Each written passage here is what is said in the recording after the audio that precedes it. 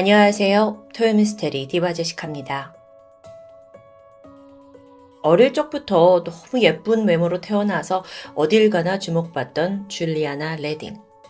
성인이 된 그녀는 연기자가 되겠다는 꿈을 안고 고향 애리조나를 떠나서 헐리우드가 있는 LA로 이주합니다.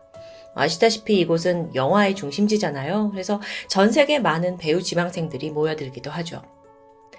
줄리아나는 LA에 있는 산타모니카 대학에서 공부를 시작했습니다. 그러다가 수업이 없는 시간을 이용해서 식당에서 알바를 하면서 틈틈이 생활비를 벌었고요. 또 그 와중에 영화나 드라마에 단역으로 출연하면서 점점 경험을 쌓게 됩니다. 워낙 예뻐요. 워낙 화려한 외모의 소유자이기 때문에 사실 머지않아 그녀는 유명 남성 잡지 맥심의 표지 모델로 발탁됩니다. 이게 진짜 굉장한 기회인데 맥심 커버에 얼굴이 탁 걸리고 정말 줄리아나는 탄탄대로를 걸을 것만 같았죠. 그렇게 커리어를 쌓아가던 어느 날 2008년 3월 16일 아침 고향인 애리조나에 살던 줄리아나의 엄마가 평소에 굉장히 딸과 자주 통화를 했거든요. 그래서 그날도 전화를 걸었죠. 근데 응답이 없습니다. 보통은 바로 받거나 상황이 바쁘면 메시지라도 보내던 딸인데 그날만큼은 하루가 꼬박 지나도 아무런 연락이 들려오지 않았어요.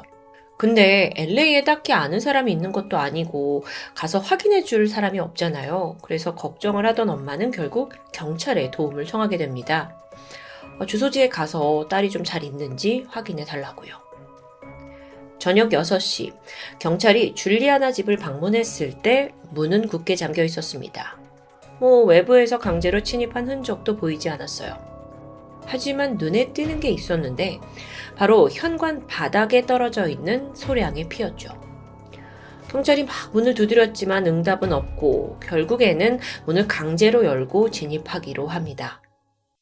딱 경찰이 들어갔을 때 가장 먼저 느껴진 건 매캐한 가스 냄새였습니다. 동시에 집안에서 불이 붙은 양초가 있는 거예요. 이거 위험하죠? 그래서 경찰이 서둘러 촛불 끄고 열려있던 가스 밸브도 잠궜어요. 이후 집안을 수색하는데 처참한 광경이 목격됩니다.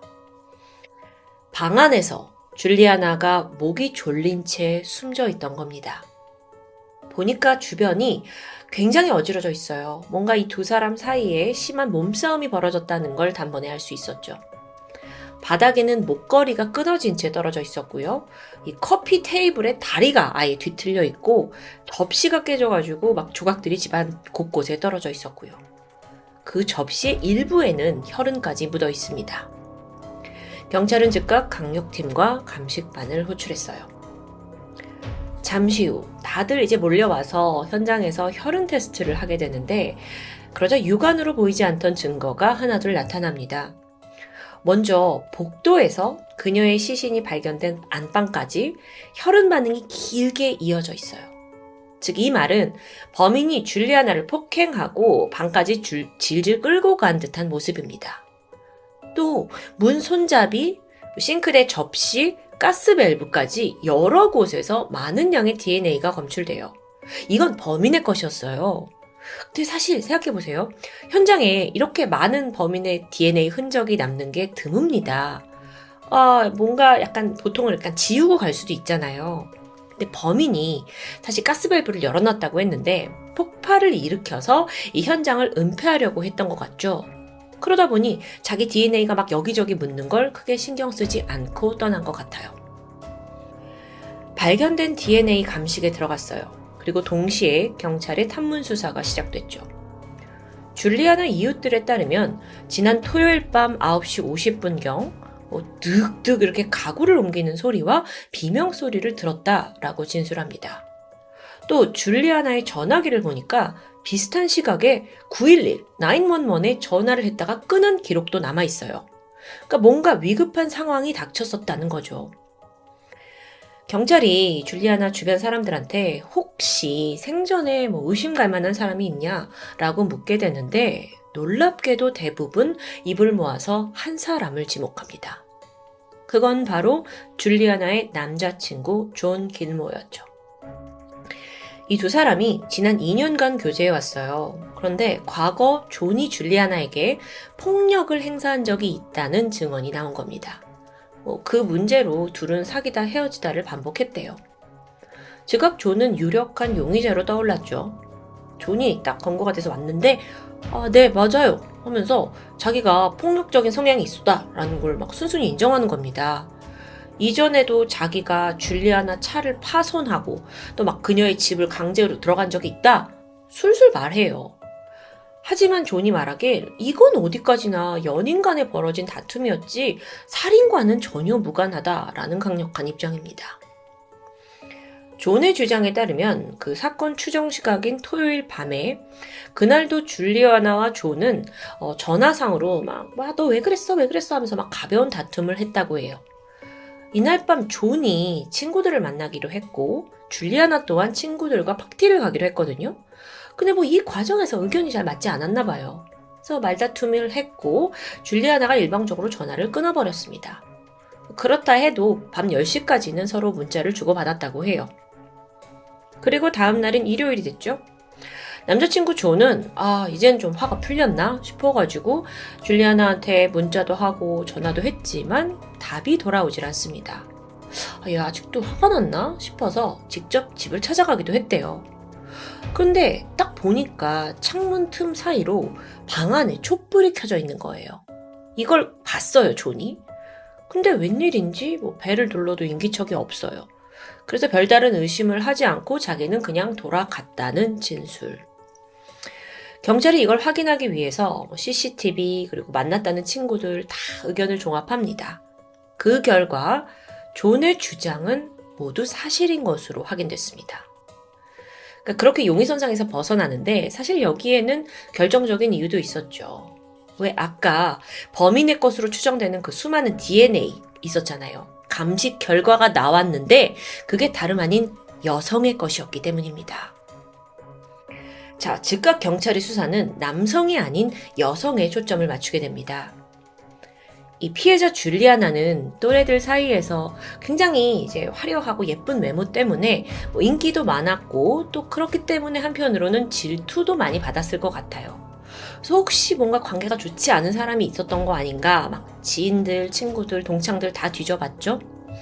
그렇게 41명의 사람들을 추려냈고 그들의 DNA 샘플까지 다 수집했습니다.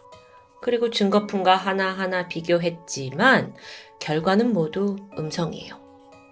일치하는 사람은 한 명도 나타나지 않았고 사건은 점점 미궁으로 빠져듭니다. 그런데 사건을 수사하던 도중에 줄리아나의 아버지 그렉으로부터 새로운 증언이 등장했어요. 줄리아나의 현 남자친구 말고 전 남자친구 미니어 우에이다라는 사람이 있는데 의심스럽다는 거예요. 조사해달라는 요청입니다. 보니까 그는 레바논계 출신의 부유한 정형외과 의사였습니다. 그리고 줄리아나가 일하던 식당의 고객이기도 했어요. 보니까 이 미니어가 줄리아나를 딱 보고 한눈에 반한 거예요. 그래서 이제 몇 번 단골 고객이 되다가 어느 날 이런 식당에서 일을 하지 말고 내가 두둑하게 월급을 줄 테니까 내 병원에 와서 비서로 일하는 게 어떠냐? 라고 솔깃한 제안을 하게 되죠. 그렇게 월급도 준다 하죠. 또 중간중간 선물 공세까지 하죠.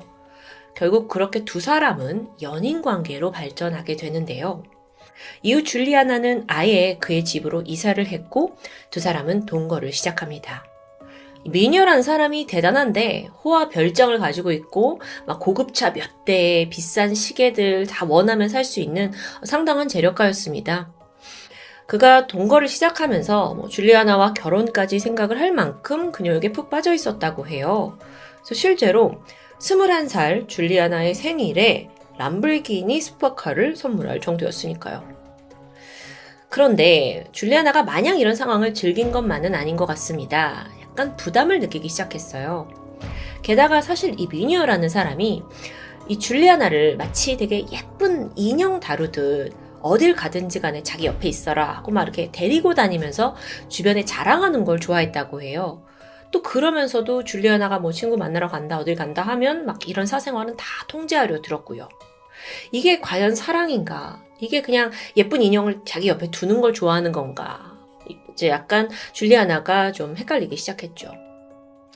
근데요, 그럼에도 불구하고 뭐 관계를 금방 정리하진 못했어요. 왜냐면 이 미니어란 사람이 줄리아나 가족들에게 어떤 영향력을 미쳤기 때문이에요. 어떤 사정이냐면 줄리아나의 아버지 그렉이라는 사람은 약사였거든요. 미니어가 아버지한테 아예 제약회사를 인수할 걸 제안한 겁니다. 이거는 평범하게 약사로 살던 아버지에게는 굉장히 오기 힘든 기회예요.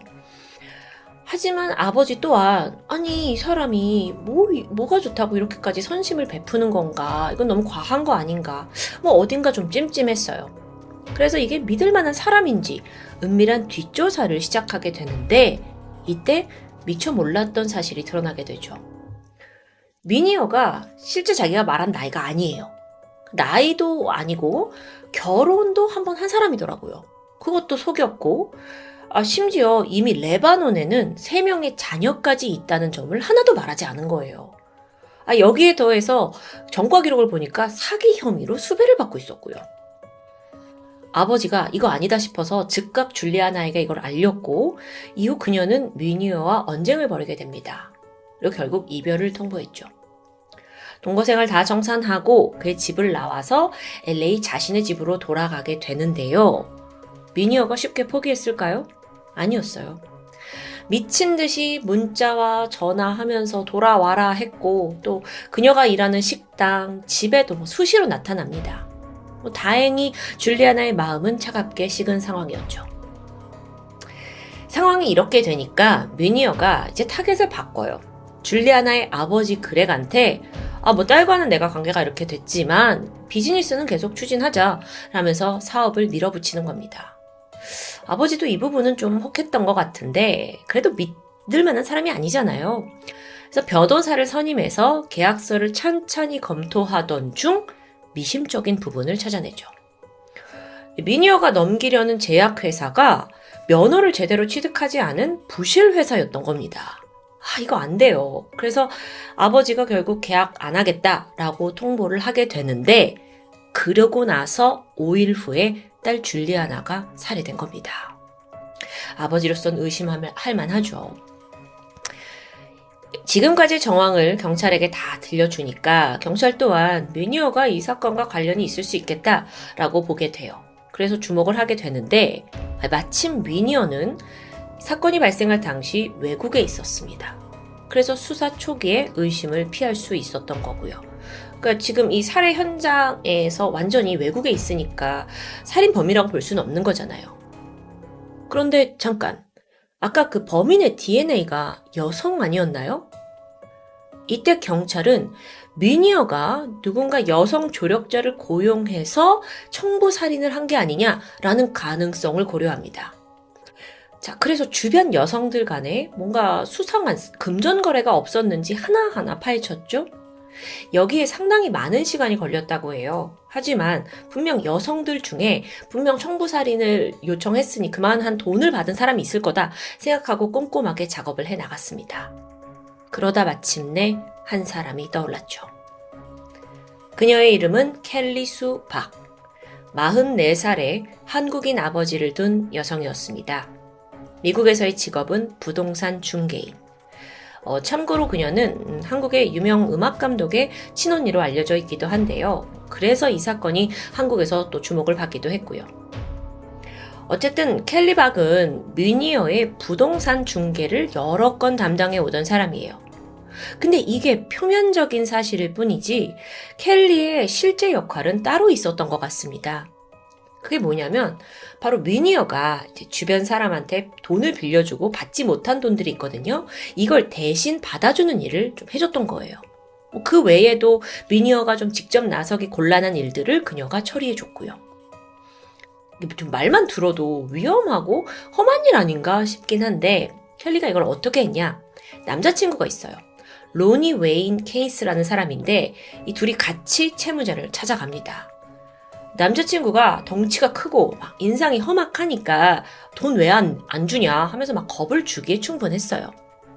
그렇게 협박을 해서 미니어 돈 받아내고 거기에 보수 받고 또 그 외에도 미니어가 좀 부탁하는 일을 해주고 실제로 미니어가 켈리는 정말 일 처리가 너무 확실하고 깔끔하다. 이 여자는 여자 제임스 본드다 라고 막 칭찬을 했다라는 이야기가 남아 있습니다. 그런데 그런 그녀가 줄리아나의 사망 전후로 미녀로부터 수차례에 걸쳐 총 100만 달러를 받은 사실이 드러납니다. 100만 달러가 하나로 약 13억 원이 넘는 큰 돈이에요. 근데 줄리아나가 죽기 전과 후에 이 돈을 받은 거죠. 마치 뭔가 착수금 받고 이 일 끝나고 나서 돈을 받은 것처럼요. 자, 이런 정황을 토대로 경찰은 켈리가 사주를 받아서 줄리아나 살해했구나 라고 추정했어요. 하지만 이건 추정뿐이지 결정적인 증거가 있어야 하잖아요. 그래서 경찰이 이때부터 은밀하게 켈리를 미행하기 시작해요. 그러다 어느 날 켈리가 무심코 담배꽁초 하나를 버리게 되는데 그걸 수거해서 현장에서 그 줄리아나가 죽은 현장에서 발견된 DNA와 비교 분석을 하기 시작합니다. 그 결과는 DNA 일치. 2010년 6월 18일 경찰은 켈리 박을 줄리아나 살인 혐의로 체포했습니다. 또한 그녀의 남자친구 로니를 살인 공모 혐의로 함께 체포했어요. 이때 미니어는 이런 상황이 벌어질 걸 예견이라도 했듯 이미 외국으로 잠적해서 소식이 없습니다. 담당 변호사는 지금 장기 해외여행 중이라 나도 연락이 잘 안 된다 라고 변명을 해요. 사건으로부터 무려 5년이 지난 2013년, 그제서야 본격적인 재판이 시작됐어요. 사실상 현장에서 켈리의 DNA가 나온 이상 결과는 정해져 있는 것처럼 보이죠. 근데 재판은 순순히 흘러가지 않았습니다. 켈리 측에서 호화 변호인단을 대동해서 강력하게 무죄를 주장한 겁니다. 아니 근데 지금 DNA가 일치한 마당에 어떻게 무죄를 내세울 수 있나? 그 논리를 좀 들어볼까요? 자, 켈리는 줄리아나가 미니어와 동거하기 전부터 원래 미니어랑 친해서 원래 그 부동산 중개인 일을 하고 있으니까 집에 자주 드나들었다고 해요. 그 과정에서 손 씻고 수건으로 닦고 접시도 자기가 만지고 사용했겠죠? 그러다가 줄리아나랑 미니어가 동거를 이제 끝이 났어요. 줄리아나가 나갔잖아요. 이때 자신의 집으로 돌아갈 때 미니어 집에서 수건과 접시를 챙겨갔는데 그때 그 켈리의 DNA가 거기 묻어있는 채로 줄리아나 집으로 옮겨갔을 수도 있다는 논리. 즉 변호인단은요, 이 현장에서 나온 DNA는 과거에서부터 있던 거일 수 있기 때문에 살인을 했다는 결정적인 증거가 될 수 없다라고 밀어붙인 거죠. 게다가 여기서 그치지 않고 이 변호인단이 아예 줄리아나를 죽인 살인범은 켈리가 아니라 바로 이 사람이다 라고 지목하게 됩니다. 그건 바로 이미 오래전부터 의심을 받아오고 있던 남자친구 존 길모어였죠. 이미 개인 수사팀을 꾸려가지고 존의 주변을 다 낱낱이 조사했더라고요. 아주 호화 변호인단답죠. 당시 존은요, 줄리아나가 사망한 후에 또 새로운 여자친구를 사귀게 되는데요. 이 새로운 여자친구 멜리사를 변호인단이 찾아가서 꼬치꼬치 여러 가지를 묻게 돼요. 그러다가 멜리사가 사실 나도 존이 폭력을 좀 행사해서 몇 번 그런 걸로 좀 상처가 있다라는 이야기를 듣게 됩니다. 그러는 와중에 목을 조른 적도 있다라고 말을 하게 되는데 참고로 줄리아나의 결정적 사망 원인이 목졸림이었어요.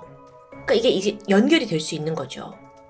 게다가 이때 존이 한 말이 결정적인데 막 화가 나서 목을 조르면서 너도 줄리아나가 어떤 기분이었는지 느껴볼 거야! 막 이랬대요. 실제로 이 사건 때문에 제 여자친구가 신고를 해서 존은 폭력 혐의로 입건되기까지 했습니다. 그렇게 증거가 다 남아있어요. 근데 사실 그렇게 말을 한 것만으로 존이 살해범이다 라고 몰기엔 좀 무리가 있죠. 막 흥분해서 아무 말이나 뱉었을 수도 있으니까요. 어쨌든 변호인단이 여러 가지 자료들을 가지고 왔고 그렇게 치열한 공방이 계속됩니다. 그러던 2013년 6월 마침내 결과가 나오게 되죠. 재판부는 켈리 박에게 살인 혐의에 대한 무죄를 선고합니다. 그 발견된 DNA를 살인의 증거로 받아들이지 않은 거예요. 사실 이 사건에서 DNA 정보가 일치한다는 것 외에 현장에 켈리가 있는 걸 본 사람도 없고 범행 도구가 밝혀지지도 않았고 그 외에 증거가 없기 때문에 사실상 증거 불충분이죠. 그녀의 남자친구 또한 함께 풀려났습니다. 하지만 살인 현장에서 제3자의 DNA가 나왔는데 그냥 이렇게 풀려났다라는 건 여러모로 다소 찝찝한 면이 남아있긴 해요. 유가족은 물론이고 이 사건을 오래전부터 주목해온 미국의 대중들 또한 재판 결과를 좀 이해할 수 없다라는 입장이었으니까요. 가족들은 얼마나 참담했을까요? 한편 외국으로 도피한 뮤니어, 이 뮤니어는요 현재 레바논에 거주하고 있는 것으로 추정됩니다. 아이러니하게도 그는 이 사건의 가장 중심에 있는 사람이에요. 하지만 기소는커녕 조사조차 받은 적이 없어요. 켈리가 풀려나면서 사건은 모두 원점으로 돌아갔고 이제 이게 해결될 가능성은 굉장히 희박해 보이죠. 왜냐하면 켈리 수박을 기소하는 데까지도 몇 년이 걸렸으니까요. 그러니까 이거를 사건의 원점으로 돌아가서 다시 다 조사를 한다? 쉽지 않습니다. 피해자는 있지만 가해자는 없는 답답한 상황. 오늘 사건에서 진범은 정말 언급한 사람들 중에는 없는 걸까요? 줄리아나의 엄마는 재판이 끝나고 2년 후 갑작스럽게 세상을 떠났습니다. 딸의 죽음이 너무 원통해서였는지도 모르죠. 아름다운 외모의 소유자, 어쩌면 헐리우드와 전 세계를 빛낼 만한 그런 셀럽이 됐을 수도 있는 여성인데 다음 생애라도 못다 이룬 꿈을 펼칠 수 있길 바랍니다. 그리고 시간이 얼마나 걸리든 부디 범인이 꼭 죗값을 받는 그날이 오길 기다리겠습니다. 지금까지 토요미스테리 디바제시카였습니다. 안녕하세요. 토요미스테리 디바제시카입니다. 브라질의 대표적인 관광지로 알려진 도시 리오데자네이루. 여긴 바다와 어우러진 아름다운 경치, 그리고 이 예수상이 유명해서 많은 사람들이 몰리는 곳입니다. 하지만 이것과 상반되는 엄청난 골칫거리 또한 존재하죠. 바로 높은 범죄율과 심각한 치안 문제입니다.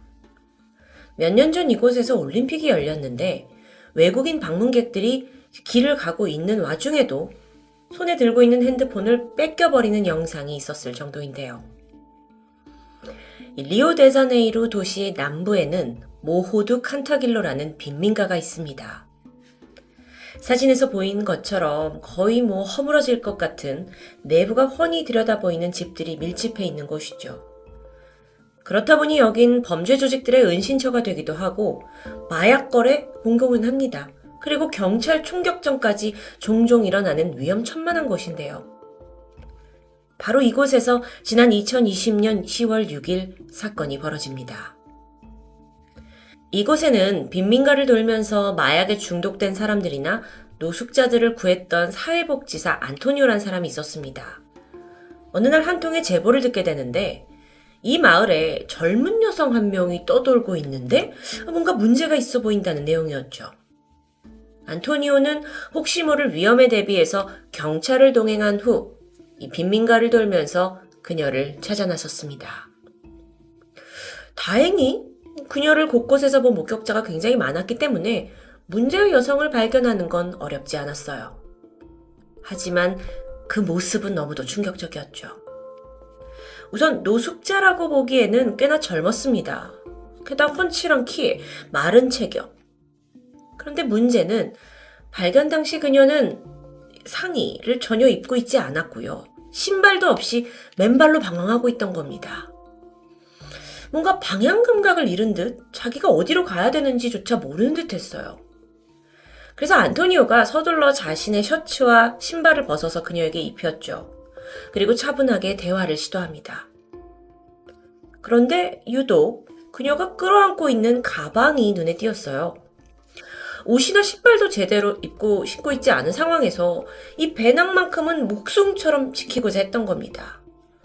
혹여 경찰이 다가오면 이 가방을 혹시 뺏어갈까봐 막 전전긍긍하는 모습을 보였죠. 얼마 후 그녀가 안전한 보호시설로 옮겨졌고 여기에서 그녀의 가방을 확보한 경찰은 예상 밖의 물건을 발견합니다. 여러 뭉치의 서류였는데 국제모델 에이전시와의 계약서, 추천서, 그리고 여러 장의 사진이 담긴 포트폴리오였죠. 그렇게 빈민가를 떠놀던 그녀의 정체가 밝혀지는데 바로 한때 뉴욕에서 탑모델로 활약했던 26살 엘로이자 핀투 폰치스였죠. 그녀는 전 세계적으로 유명한 잡지 엘르, 그라치아, 글래머 같은 곳에 표지를 장식했던 사람이고요. 명품 돌체앤가바나의 모델로도 활약했던 사람입니다. 말 그대로 화려한 삶을 살았겠죠. 아니 그런 셀럽이 왜 브라질 빈민가에서 이런 누추한 꼴로 발견되었을까요? 우선 엘로이자는 브라질 북동부 출신으로 8명의 형제와 함께 넉넉치 않은 유년 시절을 보냈습니다. 어릴 때부터 생계를 걱정해야 했는데 성장을 하면서 보니까 180cm가 넘는 훤칠한 키를 갖게 되고 모두가 부러워할 몸매를 갖추게 되면서 모델의 최적 조건을 갖추게 되죠. 이후 그녀는 17살이라는 나이에 탑모델 콘테스트 TV에 출연을 해서 이름을 알렸고 그때부터 모델로서 승승장구했습니다. 뉴욕으로 무대를 옮긴 후 엘로이자는 유명 모델 에이전시의 러브콜을 받으면서 계약을 따냈고요. 본격적으로 활동을 시작했죠. 유명 디자이너의 패션쇼의 모습을 보였고 잡지 커버뿐만 아니라 명품 브랜드들이 그녀를 애정하게 되었습니다. 실제로 그녀의 모델료는 한 컷당 약 750만 원이나 될 정도로 꽤 높았다고 하는데요. 게다가 자신의 삶을 SNS에 노출을 했는데 이곳저곳 멋진 곳을 여행하는 모습도 보였고 정말 모든 사람들이 선망하는 삶을 살았었습니다. 그런데 엘로이자는 다른 모델보다 좀 더 일찍 가정을 꾸린 편입니다. 18살이던 지난 2012년 상파울로에서 만난 30대 남성 안드레 비를레아누아와 결혼을 하게 된 거예요. 근데 이 안드레 역시 브라질에서 유명한 패션 모델 중 한 명이었습니다. 그는 2007년 미국의 한 리얼리티 TV쇼를 통해서 얼굴을 알리기 시작했는데 이후에 보그나 GQ 같은 패션 잡지를 장식했던 잘 나가는 모델이에요. 이 두 사람이 만났고 16살이라는 나이 차이를 극복하고는 서로에게 호감을 느꼈고 이듬해 딸을 낳게 됩니다. 그리고 2014년 정식으로 결혼을 하게 되죠. 이 사진은 엘로이자가 자신의 어린 딸을 품에 안고 패션쇼에 선 모습인데요. 이 자체로 딸을 가진 모델이라는 모습이 많은 사람들에게 영감을 주기도 했습니다. 아니 그러면 이렇게 주목받는 삶을 살던 그녀가 왜 그렇게 변한 걸까요? 우선 가족들에 의해서 최초로 엘로이자의 실종 사실이 인지된 건 1년 5개월 전이었습니다. 뉴욕 맨하튼에 살고 있던 그녀가 2019년 5월 갑자기 행방불명된 겁니다. 어제까지 활발한 활동을 펼치고 있었기 때문에 가족들은 물론 에이전시 그리고 동료 모델들도 너무도 충격적으로 이걸 받아들였죠. 자, 그런데 한편으로 그녀의 남편은 어땠을까요? 안타깝게도 그때 당시에는 이미 3년 전에 두 사람이 이혼을 한 상태였기 때문에 전 남편이 되어 있습니다. 그래서 안드레는 그녀의 행방을 적극적으로 찾아낼 필요가 굳이 없었던 거죠. 그렇게 엘로이자가 실종된 지 5일 만에 천만다행으로 그녀는 맨해튼에서 약 30분 떨어진 거리에서 정신을 잃은 채 발견됩니다. 그런데 정신을 차린 후에 그녀가 당시의 상황을 전혀 기억하지 못해요. 다행히 범죄에 연루된 것 같진 않았죠. 그렇게 넘어갔는데 몇 달 후인 2020년 2월 엘로이자가 또 한 번 갑자기 사라집니다. 지인들은 이거 무슨 일이 생긴 거 아니냐면서 걱정했지만 이번엔 다행히 그녀의 친한 친구 프란시스코가 행방을 확인시켜줬는데요. 엘로이자가 자발적인 가출을 한 거라고 말합니다. 그리고 현재 브라질로 건너가서 한 아파트에 머물면서 휴식을 취하고 있다고 전했죠. 다 큰 성인이 뉴욕에서 잘 나가고 있는데 그 집을 두고 고향으로 다시 돌아가 가출을 했다. 무언가 사연이 있어 보이는데요. 당시 엘로이자는 직접 브라질 경찰서에 출두를 해서 나는 위험하지 않다, 잘 지내고 있다라고 증언을 하기도 했습니다. 그런데 이때 그녀가 남긴 의미심장한 말이 있죠. 나는 내 돈만 원하는 가족들과는 거리를 두고 싶다. 그러니 내 위치를 가족들에게 밝히지 말아달라. 어쩌면 어린 나이에 성공과 돈을 거머쥔 여성이었기 때문에 주변 사람들로부터 상당한 스트레스를 받아온 게 아닌가 짐작합니다. 어쨌든 그렇게 두 번의 실종이 해프닝으로 일단락 되는 듯 했는데 그로부터 약 8개월이 지난 2020년 10월 이렇게 엘로이자가 반정신이 나간 채로 빈민가를 다 방황하는 모습이 포착됐던 겁니다. 이 소식은 금방 전 세계로 보도되었고요. 많은 사람들이 놀라면서 도대체 무슨 사연이 있는 건지 이목이 집중되었는데요. 아니 근데 이 상황에서 뜬금없이 SNS를 통해서 그녀를 비난하는 글을 게재한 사람이 있었습니다. 바로 전 남편 안드레.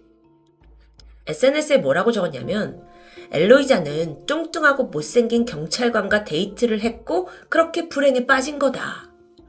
아니 이게 무슨 말이죠? 질투인가요?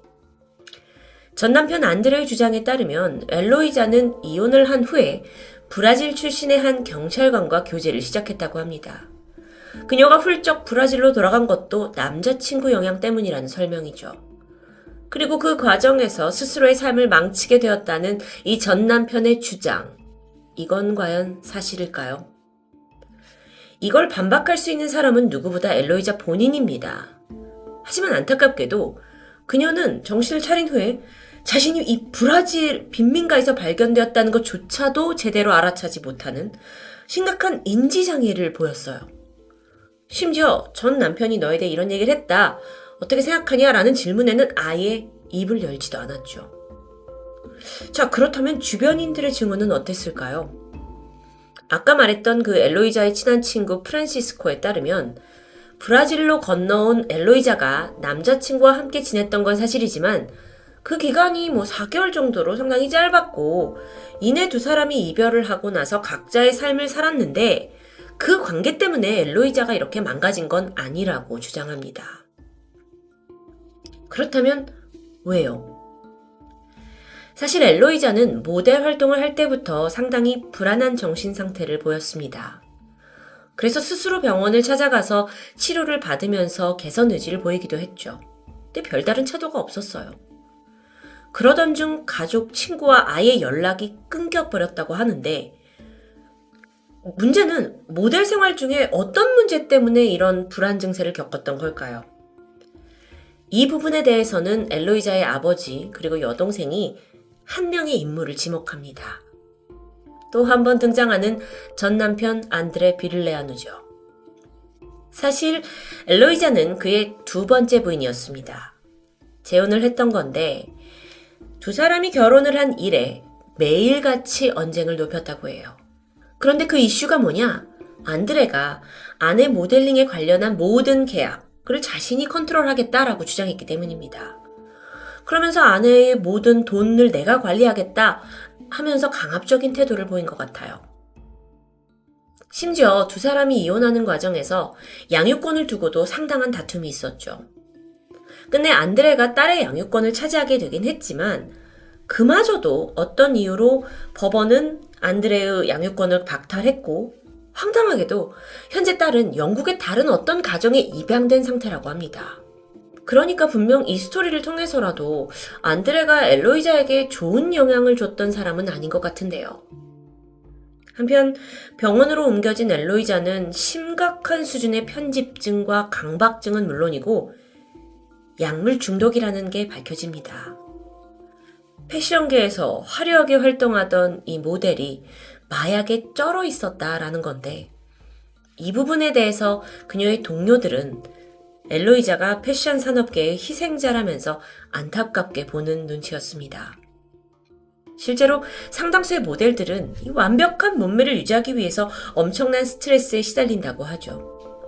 그러다 보니까 무대에 서기 직전에는 거의 강박에 가까운 불안 증세를 보인다고 합니다.